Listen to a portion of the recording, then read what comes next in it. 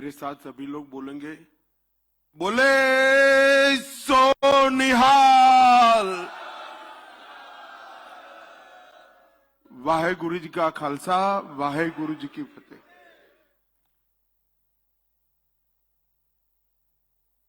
न केवल भारत, पूरी दुनिया के बच्चों को जिस कार्यक्रम से प्रेरणा मिले, इस कार्यक्रम में हम सब लोग आज शिरकत कर रहे हैं। आज के कार्यक्रम में मंच पर उपस्थित श्रीमान नायब सिंह सैनी जी, श्री हरविंदर कल्याण जी, अध्यक्ष हरियाणा विधानसभा, सम्माननीय श्याम सिंह राणा जी, कृषि मंत्री हरियाणा, श्री अरविंद शर्मा जी, कोऑपरेटिव मिनिस्टर हरियाणा, अनुराग रस्तोगी जी, मुख्य सचिव हरियाणा सरकार, मोहनलाल कौशिक जी, प्रदेश अध्यक्ष हरियाणा, आदरणीय जगदीश सिंह जिंडा जी, हरियाणा गुरुद्वारा प्रबंधक कमेटी के अध्यक्ष श्री राजेश खुल्लर जी, बहन रेखा शर्मा जी, संत बलविंद सिंह दादूवाल जी, श्रीमती शक्ति रानी शर्मा जी, और आज वीर साहबजादों के प्रति, दशम पिता के प्रति शुक्राना व्यक्त करने के लिए आए हुए संगत के सभी भाइयों को मेरा प्रणाम, नमस्कार। आज एक इस प्रकार का कार्यक्रम है कि मन शोक से भी भर जाता है और गर्व की अनुभूति भी करता है। मैं अभी बाहर एक प्रदर्शनी देखकर आया। यहां एक कलाकार ने बड़े मन से वीर साहबजादों का जीवन कवन रेत से बनाकर दिखाया। जब इनकी शहादत की बात कोई व्यक्त करता है तो एक और तो मन में दुख, दर्द और शोक भी एक टीस उठती है कि जिन्होंने अभी जीवन को देखा ही नहीं था, वो बच्चों को इतनी क्रूरता से मार दिया गया, तो शहीद हो गए। और दूसरी ओर छाती गर्व से फूल भी जाती है, मैं ऐसे देश में पैदा हुआ हूं जहां एक बंदा अपने चारों साहबजादों को देश और धर्म के लिए समर्पित करने से नहीं चूकता है। मैं आज जब इस मंच पर आया हूं तब गुरु नानक देव साहब से लेकर दशम पिता तक पूरी सिख गुरु परंपरा को मन पूर्वक प्रणाम कर कर मेरी श्रद्धा व्यक्त करता हूं। आज हम यहां पर एकत्रित हुए तब मैं मां गुजरी जी के त्याग, धैर्य, बच्चों को दिए हुए संस्कार और उनके मातृत्व को भी मन पूर्वक प्रणाम करना चाहता हूं। और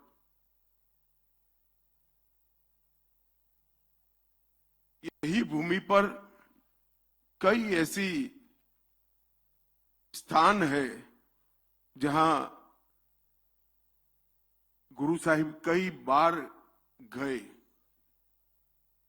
यहां पर एक विशेष प्रदर्शनी का भी आयोजन किया गया, सैंड आर्ट का शो भी किया गया और एक कॉफी टेबल बुक का भी विमोचन किया गया। 84 के दंगों के घाव को मरहम लगाने के लिए भी एक सरकारी योजना का यहां पर लोकार्पण किया गया। परंतु आज हम सब एकत्रित हुए हैं 4 साहबजादों की शहीदगी, इनकी वीरता, इनके बलिदान को याद करने के लिए। पोह का ये महीना ये भारत के स्वतंत्रता के इतिहास में बहुत दर्दनाक महीना माना जाता है।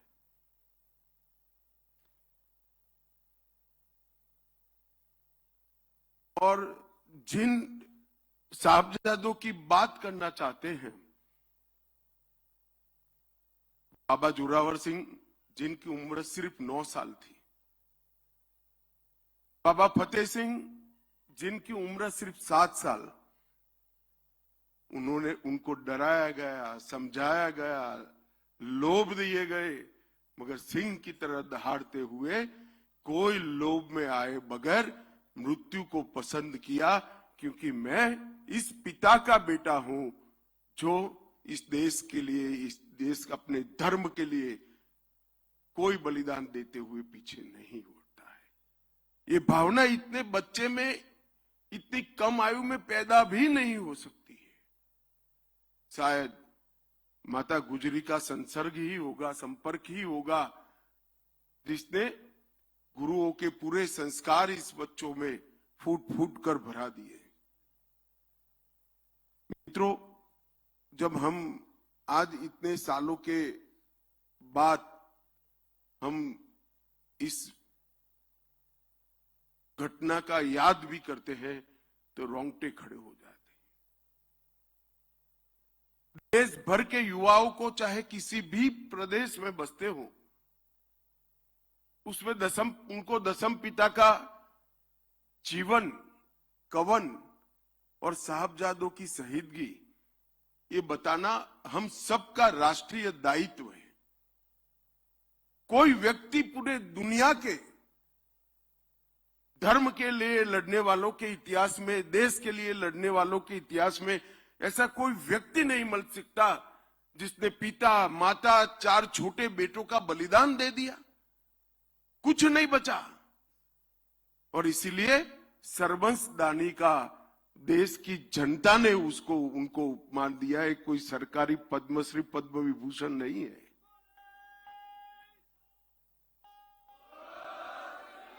अपने पिता, अपनी माता, अपने 4 बच्चों का बलिदान करने के बाद भी लड़ाई को चालू रखा। और जब बाबा बंदा बहादुर ने यहां आकर बदला लिया, तब पूरी दुनिया को मालूम पड़ा कि अंत में तो सत्य की ही विजय होती है, सत्य का ही जय होता। ये जो जुझारूपन है, धर्म के प्रति समर्पण है, मातृभूमि के प्रति प्यार है, ये पूरे देश के सभी लोगों को जानकारी देने का एक अवसर है। 4 बेटे शहीद होने के बाद भी लड़ते रहना एक प्रकार से बहुत बड़ी बात है। मैं इसके पर बाद में आता हूं, मगर ये पूरी परंपरा जो बनी, सबसे पहले मुगल का आक्रमण हुआ बाबर के समय में। उस वक्त नानक देव जी महाराज थे। गुरु नानक देव जी ने भी इसका विरोध किया। तब से लेकर दसम पिता तक, गुरु गोविंद सिंह जी तक इसका लड़ना चालू रहा। और विधि का संयोग देखिए, बाबर आया तब नानक देव जी महाराज थे, और औरंगजेब समाप्त हुआ वही कालखंड में 5-10 साल आगे पीछे दसम पिता थे। तो मुगलों की समाप्ति भी 10 गुरुओं के कालखंड में ही हुई। और ये लंबी लड़ाई हर मोर्चे पर लड़ी गई। नानक देव जी के जीवन की 4 उदासियों को जो जानता है, और उदासियों का एक बार आप रूट देख लोगे, उनका मार्ग देख लोगे, तो कोई कोई व्यक्ति पैदल चलकर धर्म के प्रचार के लिए यहां से काबा तक और यहां से कर्नाटक तमिलनाडु तक कैसे जा सकता है? मगर चारों उदासियों में पूरे देश के अंदर अंधविश्वास का निराकरण कर कर अकाल पुरुष के प्रति श्रद्धा करने का काम गुरु नानक देव जी महाराज ने किया। पूरे भारत को एक सूत्र के अंदर पिरोने का काम नानक देव जी महाराज ने किया। अंगद देव जी आए तब नानक देव जी के सारे उपदेशों को, वाणी को गुरुमुखी में लिपिबद्ध करने का काम अंगद देव जी ने किया। पूरा जीवन गुरुवाणी का प्रचार करते रहे और गुरु परंपरा को संस्थागत किया, इंस्टीट्यूशनलाइज किया। और अंगद देव जी के ये योगदान को सिख धर्म और भारत दोनों कभी नहीं भूला पाएंगे। इन्होंने जो बोला गया था उसको शब्दों में ढालने का काम किया और लोगों तक पहुंचाने का काम किया। और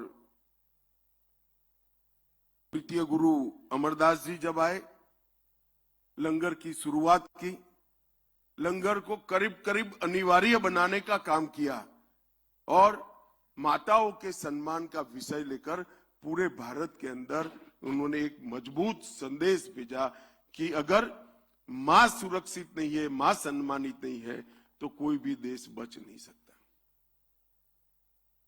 गुरु अर्जुन देव जी ने भी आदि ग्रंथ का संपादन किया।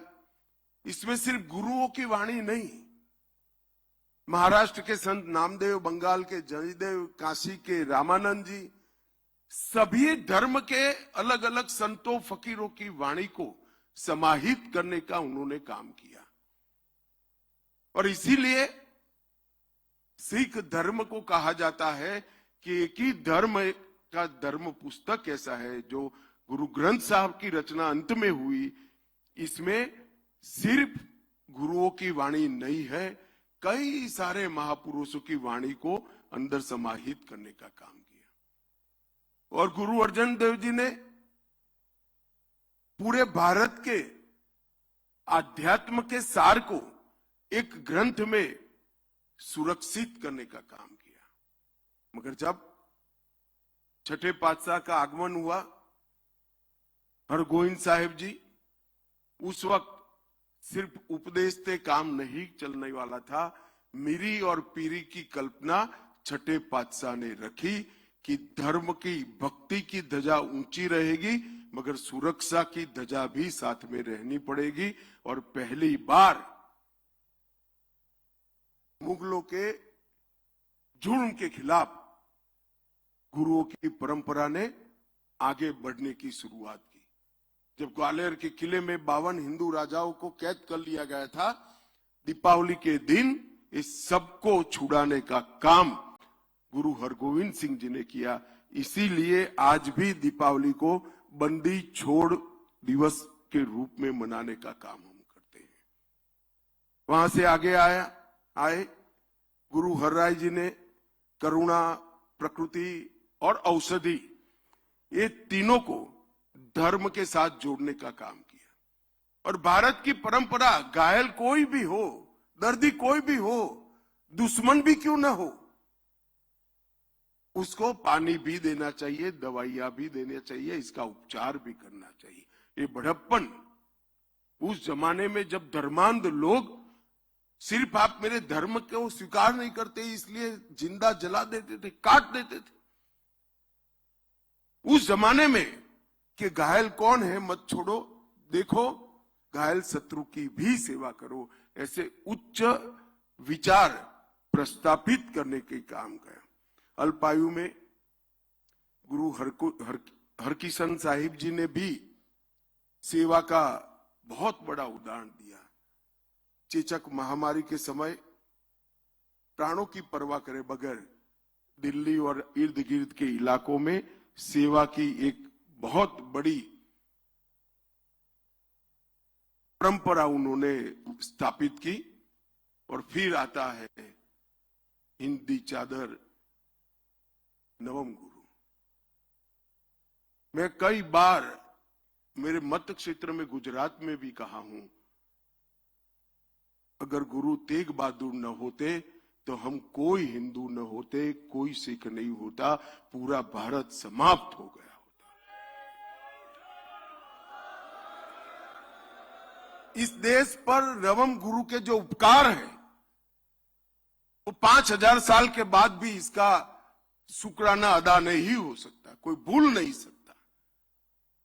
जब कश्मीर के पंडित उनके पास गए और कहा हमारा जबरन धर्म परिवर्तन हो रहा है, हमें बचाइए, आप ही बचा सकते हैं, तब उन्होंने उनके मुख से एक वाक्य निकला कि ये जुर्म तभी रुकेगा धरती कोई महान आत्मा का बलिदान मांगती है।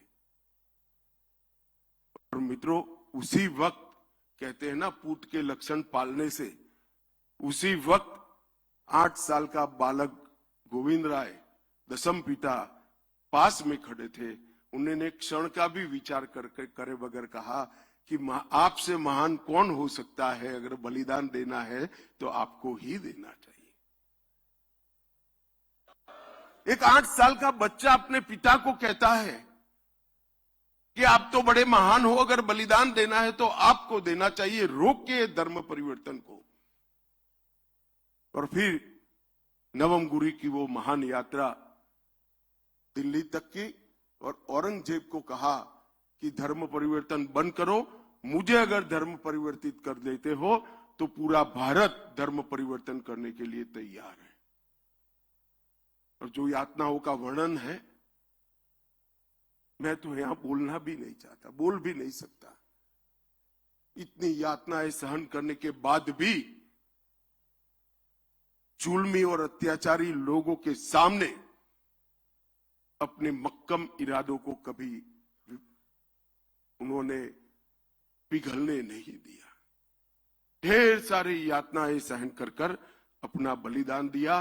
दिल्ली का शीशगंज गुरुद्वारा आज भी और सैकड़ों साल बाद भी सभी देशभक्तों के लिए सबसे बड़ा तीर्थ स्थान बना हुआ पड़ा है। और ये सभी देश के लोगों को दिखाता है कि एक व्यक्ति अगर चाहे तो शासक कितना भी जुर्मी हो कुछ नहीं कर सकता।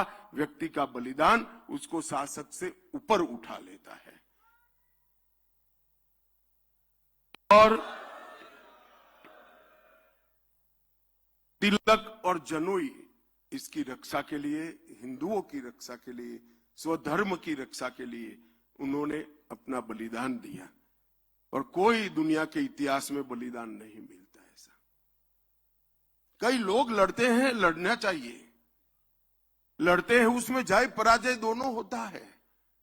मगर आप जब जाकर कहकर जाते हो ऐसे जुर्मी शासक के सामने कि आप अगर मुझे धर्म परिवर्तित कर दोगे तो पूरा भारत धर्म परिवर्तित हो जाएगा। उनको मालूम था कितने अत्याचार होंगे और उनको डराने के लिए उनके साथियों पर भी अत्याचार किए गए, हिम्मत तोड़ने के लिए। मगर जरा भी डिगे बगैर अपना बलिदान दिया। और वो ही प्रेरणा दशम पिता के लिए एक बहुत बड़ा संस्कार का स्रोत बन गई। और दशम पिता ने जो किया वो तो बड़ा कमाल कर दिया। खालसा पंथ की स्थापना की और उनको कई लोग आज भी झिझकते हैं, मगर मैं हमेशा कहता हूं कि ये नवम गुरु और दशम पिता न होते तो भारत में कोई भी ना हिंदू होता ना सिख होता, सब हमारे संस्कार धर्म समाप्त हो जाते। और इसीलिए उनको हिंद की चादर कहते हैं। उनको पंजाब की चादर नहीं कहा, उनको हिंद की चादर कहा गया। पूरे इतने विशाल देश के सभी धर्मों की रक्षा के लिए उन्होंने अपना बलिदान दिया। और दशम पिता के जीवन को तो कौन भूल सकता है। इतनी कम आयु का जीवन, इतना विद्वान व्यक्ति, फारसी भी बोल सकते थे, ब्रज भाषा भी बोल सकते थे, संस्कृत बचपन से सीखे थे, गुरुमुखी में कई ग्रंथों की रचना की, लगभग 7 भाषाओं को अच्छे तरीके से वो जानते भी थे और बोल सकते थे। बहुत अच्छे कवि थे, बहुत अच्छे घुड़सवार थे। अभी एक युवा सिख बच्चा मेरा पगड़ी बांध रहा था, उसको मालूम नहीं होगा कि गुरु साहब पगड़ी बांधने की स्पर्धा करते थे और बड़ा इनाम देते थे उनको, जो अच्छी पगड़ी बांधते थे उनको। घुड़सवारी, तीरंदाजी और बहुत बड़ी आध्यात्मिक विरासत का वारस, इतना सब कभी भी ईश्वर एक व्यक्ति में नहीं भरता है। तभी भरता है जब ये युग पुरुष होना होता है। इसीलिए दशम पिता में सारी चीजें एक साथ फूट फूट कर भरी थी। वीरता और बलिदान 2 अलग गुण हैं। कई वीर होते हैं, इनमें बलिदान का गुण नहीं होता है। वीर होते हैं, दुनिया में सबसे बड़े वीर के वीर भी देखे गए हैं, मगर बलिदान का गुण नहीं होता है, समर्पण का गुण नहीं होता है। दशम पिता में वीरता भी थी और बलिदान भी थी। वो भी लड़े, कभी हार नहीं स्वीकार करी, मगर जब 2 बेटे चमकौर साहिब में लड़ने के लिए बाहर निकलने के लिए तैयार हुए, उन्होंने जरा भी दया माया दिखाए बगैर हंसते हंसते कहा, सब जा रहे हैं, तुझे भी जाना चाहिए। और वो भी कोई लड़ने की उम्र नहीं थी, मगर दोनों बेटे को, और युद्ध का परिणाम तो तय था। कच्ची घड़ी के अंदर बैठे थे, चारों ओर समंदर जैसी सेना थी, युद्ध में क्या परिणाम आना था? शहीदगी ही आनी थी। इतने विचक्षण योद्धा को ये मालूम नहीं था क्या? उसको मालूम था, मगर उसने कहा कि धर्म के लिए अगर बलिदान की जरूरत है तो मेरे घर से शुरुआत होनी चाहिए, मेरे साहबजादों ने शुरुआत करनी चाहिए। और दोनों साहबजादे वहां पर शहीद हो गए। हिमालय की तरह अड़िग रहकर लड़े, भूख, प्यास, भय, संख्या की विषमता, इस सब होने के बावजूद भी लड़े। और बाबा अजीत सिंह जी और बाबा जुझार सिंह जी 18 साल और 14 साल के बाबा जुझार सिंह जी जब गए तो मुगल भी दांतों में उंगली दबाकर देख गए कि किस मिट्टी से गुरु गोविंद सिंह जी बने हैं। अपने बेटे को, 14 साल के बेटे को यहां लड़ने भेज दिया। और मित्रों, ये बहुत बड़ी बलिदान के संस्कार को सालों तक आगे ले जाने वाला ये पल था। और जब दोनों बेटे जिंदा दीवार में चुन लिए गए और वो पिता के मन में कोई भाव नहीं होंगे ऐसा नहीं है, मगर उन्होंने इस भाव को कभी ऊपर नहीं आने दिया। और दोनों बेटे दीवार में चुनवा लिए गए और जुर्म और धर्मांधता की एक प्रकार से इंतहा का उदाहरण मुगलों ने दुनिया ने के सामने रखा। और मुझे तो आज भी वो पल की मैं थोड़ा रिवाइंड कैसेट चलाकर दिमाग में सोचता हूं कि माता गुजरी ने पगड़ी ढंग की बांधकर बच्चों को वहां भेजा होगा। वो मां के हृदय पर क्या गुजरी होगी, अपने पोतों को वहां भेजना और इतनी बहादुरी से भेजना कि तुम गुरु गोविंद सिंह जी के बेटे हो, कहीं झुकना मत, डरना मत, धर्म के लिए अड़िग रहना। वो संस्कार बहुत कम लोग अपने बच्चों को दे पाते हैं। मित्रों, जब उनको समाचार मिला कि चारों साहबजादे शहीद हो गए हैं और एक मां ने इनके सामने सवालिया नजर से पूछा कि अब क्या, मेरा तो कोई बेटा ही नहीं बचा। तब ये महान आदमी के मुंह से ऐसे ही निकल गया, चार मुए तो क्या हुआ, जीवित कई हजार। ये बहुत बड़ा मन चाहिए साहब, बहुत बड़ा मन चाहिए। और आज हम सब दशम पिता को श्रद्धा से देखते हैं और आज दशम पिता का वाक्य भी सही हो गया, जुर्म करने वाले तो चले गए, आज उनके हजारों लाखों करोड़ों बेटे धर्म के लिए लड़ने के लिए तैयार खड़े हैं, मातृभूमि के लिए लड़ने के लिए तैयार खड़े हैं। और ये गुरु गोविंद सिंह जी के मन से निकला हुआ वाक्य था, ये कोई भाषण नहीं था। जब अपनी पत्नी हिसाब मांगती है कि मेरे बेटों का क्या हुआ भाई, अब मैं किसको बेटा कहूंगी, तब मन से निकला वो वाक्य थे, चार मुए तो क्या हुआ, जीवित कई हजार। ये वाक्य दशम पिता के मुंह से ही निकल सकता है। जीवन में कभी पराजय को स्वीकारा नहीं, अंत समय तक लड़ते रहे और फौलादी इरादों से एक बहुत बड़ी ताकत को चैलेंज दिया। और मैं निश्चित रूप से मानता हूं कि दशम पिता ने लिखा हुआ पत्र औरंगजेब को अपने मृत्यु की अंतिम घड़ी में भी याद होगा और इसने उसके ईश्वर से जरूर माफी मांगी होगी। इतना नैतिक ताकत, इतनी बड़ी शहादत के बाद आना, ये बहुत बड़ी बात है। और आजादी के बाद इतिहास को एक प्रकार से किसी का कोई इरादा नहीं होगा, मगर एक प्रकार से भुला दिया गया। धर्म के प्रति श्रद्धा, देश के प्रति लगाव और धर्म और देश के लिए शहीदगी का भाव, वो छिपाने की बात नहीं है, इसका महिमा मंडन होना चाहिए। छोटे बच्चों को आज भी साहबजादों की तस्वीर से, इनकी बलिदान से प्रेरणा मिलनी चाहिए। और मोदी जी ने बहुत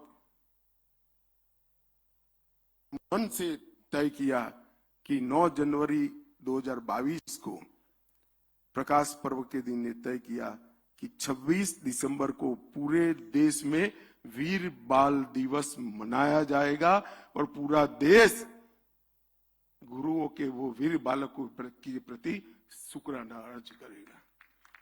आज मैं यहां आया हूं, 3 साल हो गए। 3 साल से इस देश की केरल हो या तमिलनाडु, गुजरात हो या बंगाल, हर प्राथमिक स्कूल के अंदर साहबजादों का 26 दिसंबर को जीवन कवन पढ़ा जाता है। उनके जीवन पर निबंध लिखने की स्पर्धा होती है और उसमें दोनों साहबजादों के नाम से इनाम भी दिया जा सकता है, इनाम भी दिया जाता है। आप कल्पना करिए कितने करोड़ों बच्चों के लिए आज ये दोनों वीर बालक, गुरु के दोनों साहबजादे, दोनों शहीद बालक हमारे, वो प्रेरणा का स्रोत बन गए और कई पिताओं के लिए भी स्रोत बने। कई पिता प्रार्थना करते होंगे कि ईश्वर बेटा देना तो ये शहीद साहबजादों जैसा देना जो मुझे भी अमर कर दे इतिहास में। और ये बात जब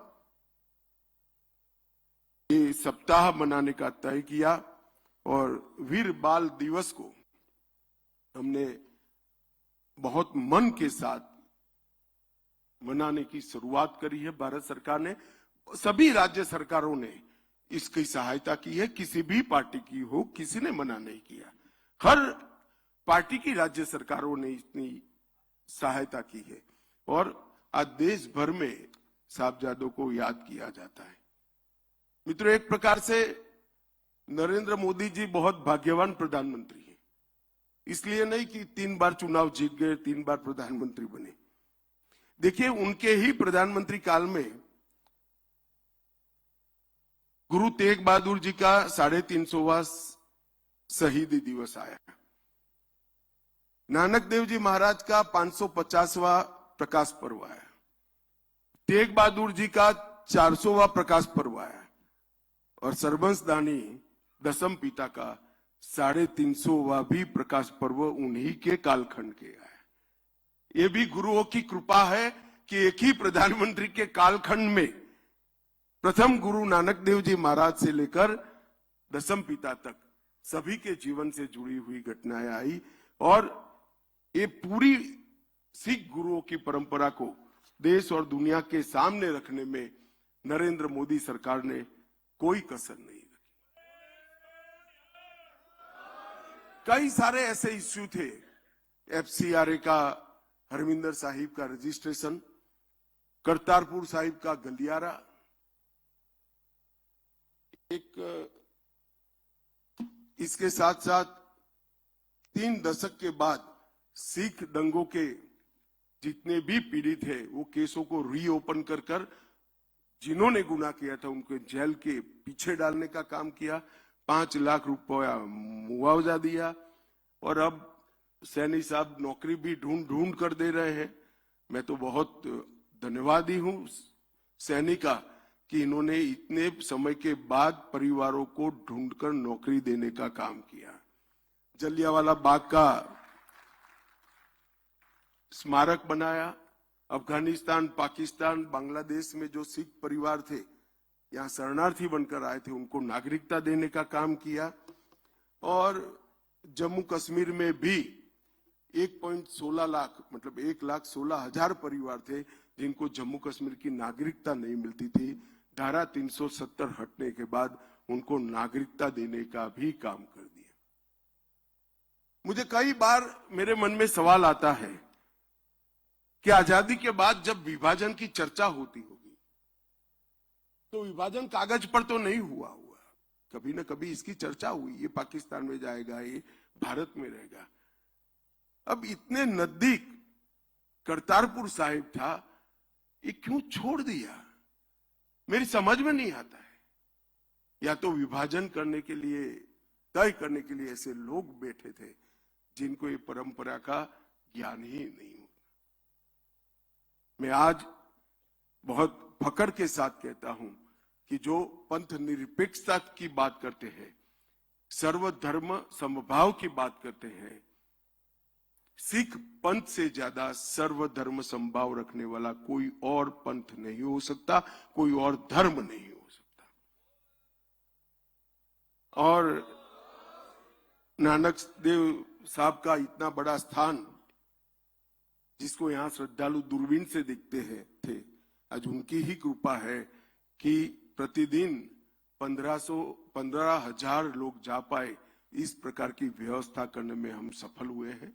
और आज हम सब लोग वीर बाल दिन के सप्ताह के रूप में यहाँ चारों साहबजादों के अमर बलिदान को याद करने के लिए आए हैं। मेरा सबसे अनुरोध है कि स्कूलों में तो जो करिए वो करिए, मोहल्ले में जो करिए वो करिए, मगर अपने परिवार वालों को, अपने बच्चों को, अपनी नई पीढ़ी को इस साहबजादों का बलिदान और दसम पिता का जीवन जरूर बताइएगा। वो भारत को किसी संकट के समय में बचा लेगा, इसका मुझे विश्वास है। आप सभी का बहुत बहुत धन्यवाद। आप यहाँ पधारे, आपके साथ बात करने का मौका दिया और फिर से एक बार मेरे साथ बोलेगा, बोले सो निहाल, सत श्री अकाल। वाहे गुरु जी का खालसा, वाहे गुरु जी की फतेह। बहुत ही भावनात्मक। केंद्रीय गृह मंत्री अमित शाह को सुन रहे थे आप। कहा छोटे साहिबजादों को गृह मंत्री अमित शाह ने नमन किया। कहा आज का दिन बेहद गर्व का दिन है। जिन्होंने अपना बचपन देखा ही नहीं वो शहीद हो गए। गुरुओं को केंद्रीय गृह मंत्री अमित शाह ने नमन किया। मां गुजरी जी के मातृत्व को भी हाथ जोड़कर प्रणाम किया। कहा छोटे साहिबजादों ने सिर नहीं झुकाया, शेर की तरह दहाड़े, अंत में विजय सत्य की ही होती है। साथ ही उन्होंने कहा कि साहिबजादों की शौर्य गाथा जन जन तक सरकार पहुंचा रही है। छोटे साहिबजादों को केंद्रीय मंत्री अमित शाह ने नमन किया। कहा आज का दिन बेहद गर्व का दिन है। केंद्रीय गृह मंत्री ने कहा, जिन्होंने अपना बचपन देखा ही नहीं वो शहीद हो गए। गुरुओं को केंद्रीय गृह मंत्री अमित शाह ने नमन किया, उनके शिक्षाओं को और उनके उपदेशों को जीवन में आत्मसात करने का आह्वान किया।